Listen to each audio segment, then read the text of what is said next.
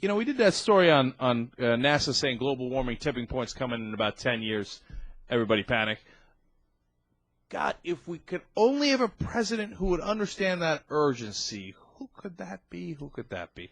And at the end of the segment, I said Al Gore, Al Gore. I need to reemphasize it. Why wouldn't we have Al Gore as president? Are we nuts? I mean, how right did he have to be about Iraq? How right did he have to be about global warming? How right does he have to be about the Constitution? How right does he have to be about everything before we get him as president? I can't.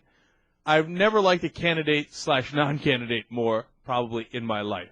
And it's rather ironic because I told you in the last segment that I used to be a Republican. And if you told me I would have liked Al Gore this much, I would have been one of those jerks who was like, "What, ozone man?" We had long, endless, not even really arguments, discussions in Miami when we worked together in Miami, where I spent really just trying to convince you to vote for Al Gore. Not by making a case, but by saying, no, you already want to vote for Al Gore. That was you're already way closer to this, but you'd been a Republican, and so your instinct was, as happens, is to vote for a Republican. And you know what happened? Yeah, you made the right vote. But it was Florida in 2000, so it didn't make a difference.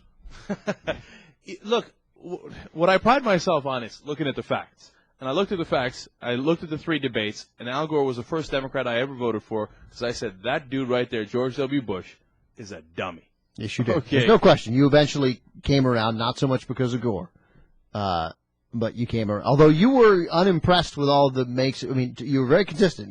The criticisms of Gore, the sighing and so forth. You were like, who cares?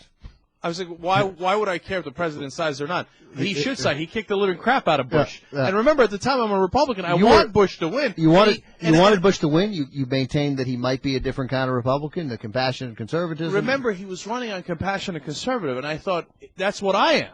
That's what I you know what I'm saying? I was a compassionate conservative. I cared, right? And this guy's running as such. I look at the debates, and Gore wiped the floor with him. I'm like, but this guy can't be president. He's just too dumb. Yeah. He doesn't know what he's talking about. We can't embarrass the country by electing this guy. So for the first time, I voted for Al Gore.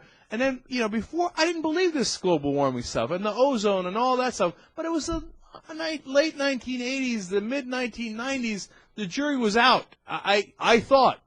Apparently, the jury was in before I realized it because Al Gore realized it and a lot of other people realized it. But now all the juries have come in, 100, 1,000 juries have come in, and they're all like, Al Gore was right, Al Gore was right. And still we're wondering who should it be. Also, until you break it down, the jury was out for me. Mm-hmm. I didn't know either. I knew I supported Al Gore and not George Bush, but we didn't realize the extent to which the sort of propaganda machine of the right wing was effective. The jury was probably in 1995, but they were already on it, and they were already minimalizing those guys, and it had an effect on the mainstream media of minimalizing those guys. So, we thought, look, the ABC News seems to be a little unsure about global warming. That's because ABC News was following the lead of Fox News and the Drudge Report. If NASA's right and the tipping point on global warming where the damage becomes irreversible is in 10 years, if NASA's right, by the way, it's all 48 different scientists all agreed to this at NASA, okay?